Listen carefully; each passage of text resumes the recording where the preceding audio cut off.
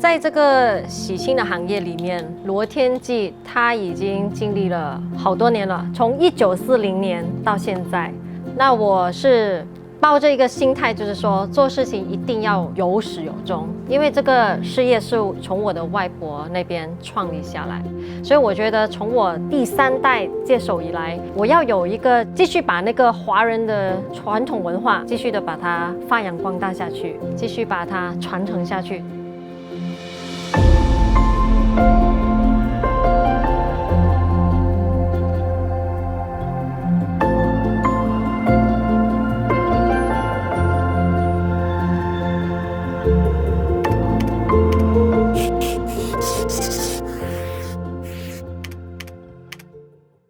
在一个这个中式婚礼里面呢，我们扮演的角色就是我们要带领新人们要怎么样去进行很复杂的婚礼。因为一个传统的婚礼上呢，你必须要面对过大礼啊、择日子啊、安床啊、出嫁、上头等等的。那我们就会一步一步的告诉顾客 step by step 的他要先做什么。那我们在这里扮演的角色呢，就像一个免费的婚礼的策划师一样，告诉你怎么过大礼，然后你要怎么去拜神，然后出嫁的时候去接新娘的时候你要注意一些什么细节，我们都会教顾客怎么样去解决这些问题。在我本身，我觉得如果说拿以前传统的婚嫁跟现代的婚嫁来比较来说，我觉得现代的人就是把所有的东西越简化越好。比如说以前的人就是过大礼，很复杂，一摞一摞的，很大篮的。现在的新人不是说你完全没有，他其实也有很多，只不过是他精装了 ，OK， 把所有的东西变少了，然后就是很多东西就集中在一个礼篮里面，但是里面是应有尽有的。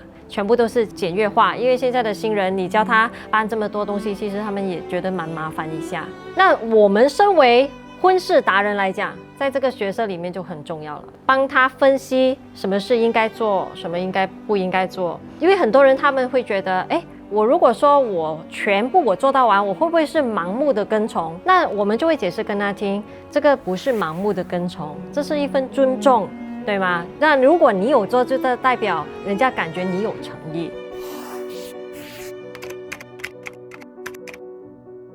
我认为在一个中式婚礼里面，最重要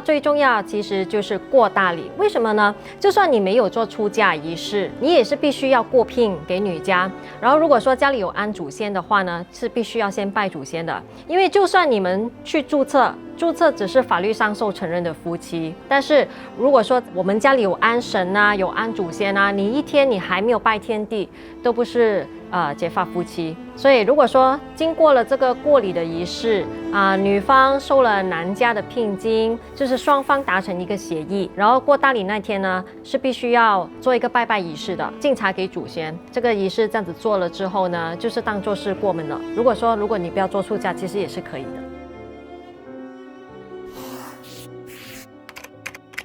男家过大礼给的东西呢，除了有9样吉祥品之外呢，全部的东西都要成双成对。那女家收到双份的东西哪来呢？要回一半，因为礼尚往来嘛，不可以收完男家所有的衣食。好，男家最主要过大礼呢，要给这个聘金，还有这个奶盘钱。奶盘钱呢，其实跟那个礼乳是一样的，代表答谢人家的养育之恩。奶粉钱啊，尿片钱啊，然后男家要给红布啊、龙凤烛啊、酒啊、老椰子啊，这个椰子是代表有爷有孙，还有这个洋酒是喜气洋洋。还有呢，男家要给这种4金果，4金果里面有很多，有这个红枣啦、莲子百合、早生贵子、百年好合，还有这个桂圆、富贵团圆，还有这个贺桃，代表五子登科、荔枝干、年招贵子。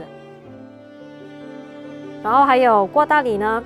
也是要给这个茶叶。那我手头上这个呢，它是一个茶饼来的也是属于茶叶的寓意啦，代表开枝散叶。女家收了男家的茶礼呢，代表承认了这头婚事，坚守信约的意思。那槟榔呢，女家那边只可以收1粒，代表只嫁一个老公，一郎到尾。安床的时候放在床上面也是可以的，代表相敬如宾。然后还有这个喜糖啦，甜甜蜜蜜。还有这个面线的 ，OK， 福寿康宁，还有一些喜饼，还有海味也是可以的，过大礼也是可以给海味，山珍海味的意思，像比如说这种花菇啊、干贝啊、鲍鱼啊、鱼漂、发菜等海味都是可以给的。那女家除了收这里的东西要回一半给男家，她另外呢，这里也是要准备一小部分的东西回给男家的。那我们看看这里是什么东西哈，有这个衣食碗啊，这个碗是代表给她的老公好早逝、丰衣足食，还有这个五谷是代表五谷丰收，还有这个多仔福啊，多仔福呢就是有男有女，多仔多福的意思。还有这个旺炭，旺炭就是说给他的生活乐悠悠啦啊，旺夫益子嘆世界。那女家受到養久了過後呢，是需要回這個契水的汽水啊，新娘有喜帶入嚟屋企，這就是女家要回禮的東西。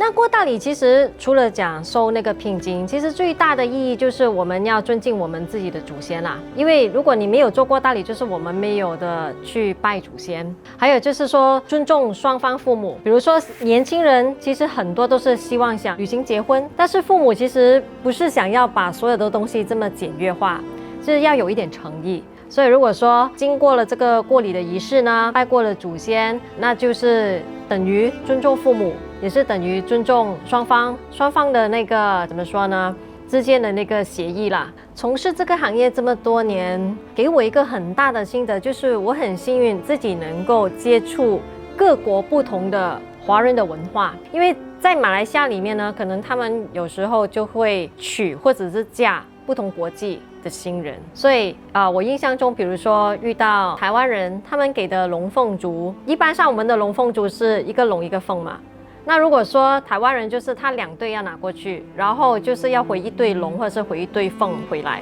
那个叫做换龙取凤。还有一些就是印尼华侨，印尼华侨呢，他们过大礼，他们是很隆重的。好像会做一个小小的派对啊，过大礼的派对啊，因为在我们马来西亚这边就不会在过大礼搞派对了，可能就是会带一些亲戚朋友啊，帮助你去拿过大礼的东西这样子而已，就不会搞派对。但是在印尼那边就很丰盛，搞派对。还有就是香港人他们也是有不同的习俗啊，中国人也是不同的习俗啊，这是给我最大的收获，就是好像一个海绵这样不停的吸收不同国家的文化。中式婚礼呢，对我来讲，它的意义非常的重大。它就是把我们华人的文化继续的发扬光大下去，然后继续的传承下去。